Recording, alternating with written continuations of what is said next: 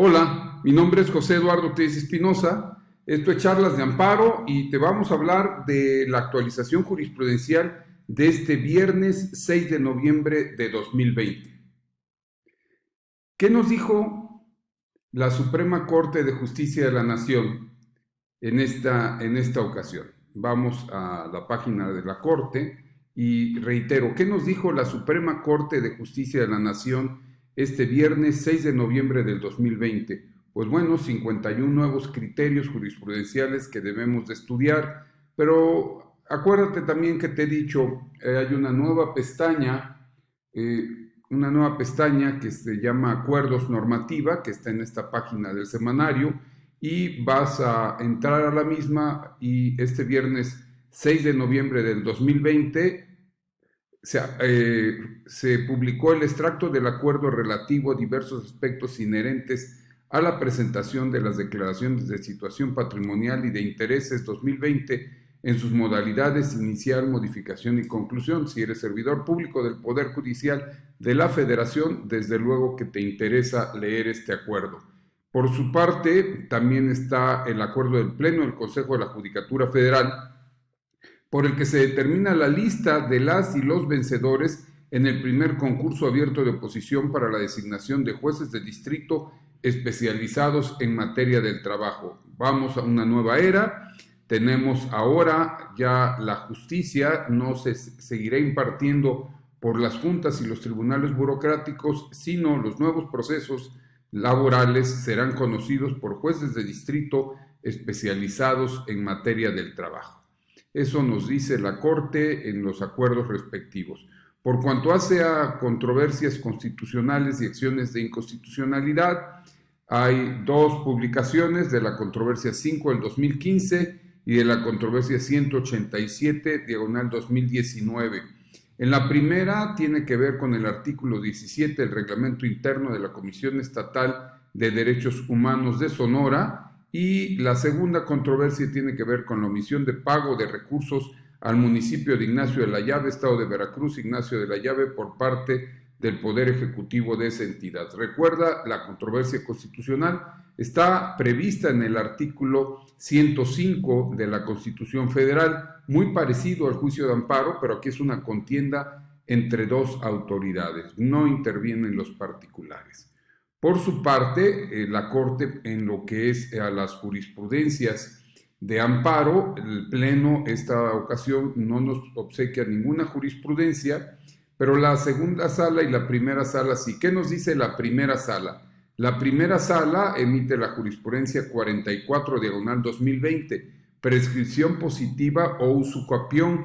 El allanamiento a la demanda no es suficiente para acreditar por parte del actor los atributos de la posesión al requerirse de una u otra probanzas para su constatación. Esto tiene que ver con las legislaciones del Estado de Tlaxcala y la Ciudad de México. Te invito, vamos a dar lectura a la misma. Si tu código tiene que ver con similitud con el código de Tlaxcala o el de la hoy Ciudad de México, se establece que la persona que hubiese poseído un bien inmueble por el tiempo y con las condiciones exigidas por las normas referidas puede promover juicio contra el propietario del bien o quien aparezca como tal en el registro público para que se declare que la prescripción se ha consumado y que adquirió la propiedad. Para tal fin, los referidos códigos sustantivos prevén diversos atributos que deben de ser satisfechos. Por ende, si solamente el demandado se ostenta como un solo poseedor y se allana la demanda, pues nos dice la Suprema Corte, esto no es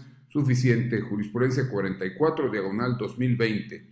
En cambio, en la jurisprudencia 45, diagonal 2020, la primera sala establece ejercicio de la acción penal por particulares, supuestos de procedencia, interpretación del artículo 428 del Código Nacional de Procedimientos Penales.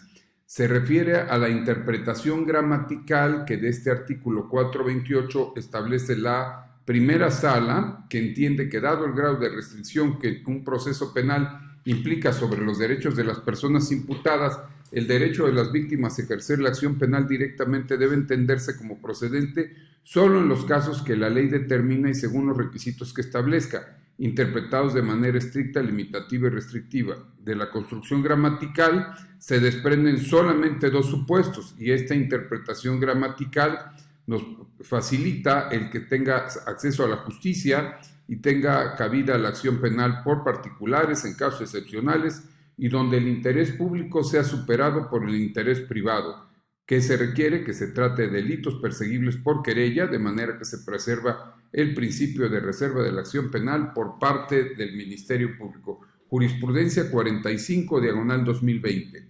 En la siguiente jurisprudencia, que es la 43, diagonal 2020, contrato de crédito otorgado por el Infonavit para la adquisición de vivienda. La acción de rescisión o terminación anticipada debe ejercerse en la vía procesal civil. ¿Qué nos dice la Corte en esta jurisprudencia? Que sí, que técnicamente como el Infonavit no es una institución que persiga el lucro, sino que es más una vocación de servicio e interés social para administrar el Fondo Nacional de Vivienda, que permita a los trabajadores obtener un crédito barato y suficiente para que adquieran en propiedad inmuebles para casa habitación. En consecuencia, la vía para demandar la acción de rescisión o terminación de un crédito debe de ser la civil y no la mercantil.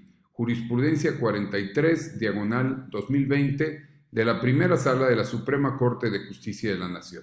¿Qué nos dice la segunda sala de la Suprema Corte? Nos establece una jurisprudencia y 4 tesis aisladas. ¿De qué nos hace mención en estos nuevos criterios? En las tesis aisladas tiene que ver con el desarrollo que hace conceptualmente de qué son los tiempos compartidos.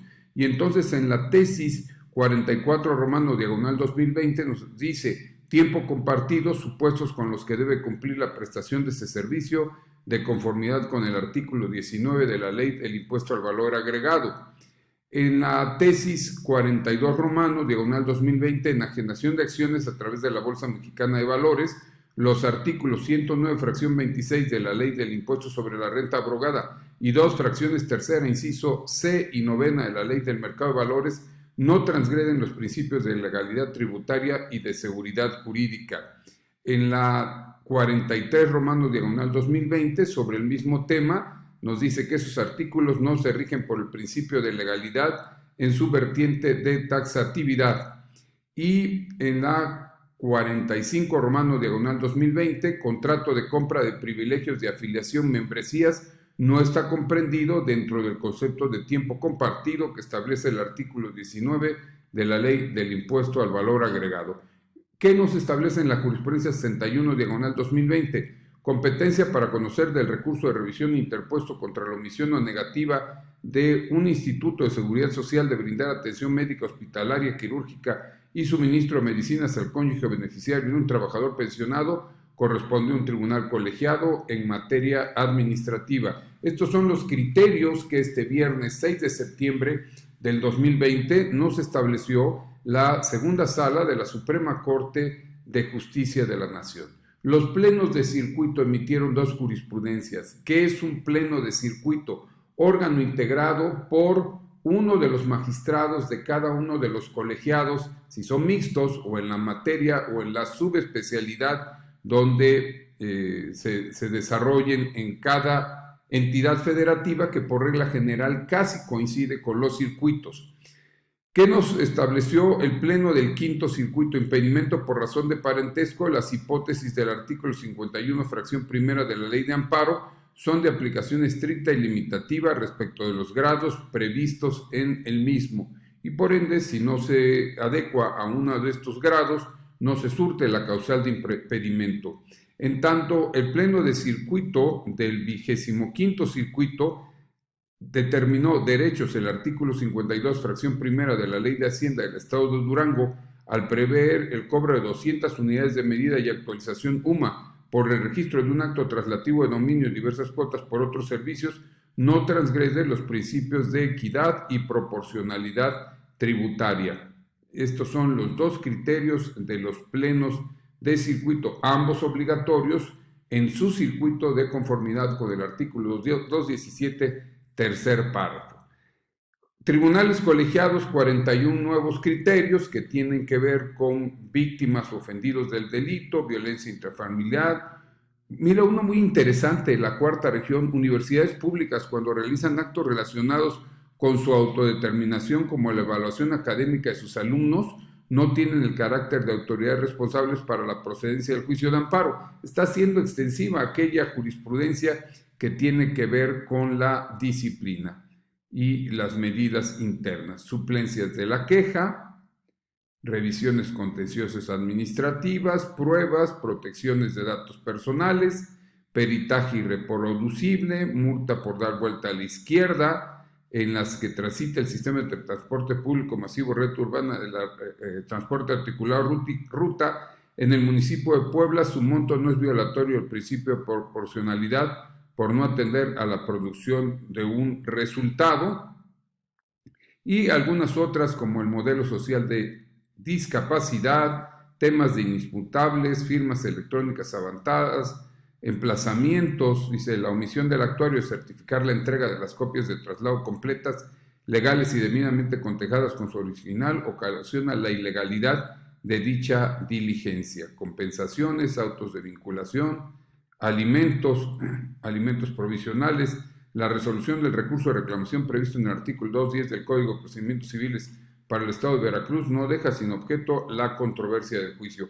Pues estos son los criterios que la Suprema Corte de Justicia de la Nación, los plenos de circuito y los tribunales colegiados de circuito nos obsequiaron este viernes 6 de noviembre del 2020. Te invito, hay que seguir estudiando el juicio de amparo. México requiere muchos amparistas. México requiere que se establezca el respeto a los derechos humanos, y si así no lo hicieron, como dicen en la protesta constitucional, la nación, el pueblo lo demandará a través de otras vías, entre ellas el juicio de amparo. Si tienes dudas de carácter profesional, la consultoría Telles Espinosa, consultoría legal, márcanos, estamos por mail en directorgeneral@tellesespinosa.com. Mientras eso sucede, mi nombre es José Eduardo Telles Espinosa, esto es Charlas de Amparo y Telles Espinosa, Consultoría Legal. Gracias.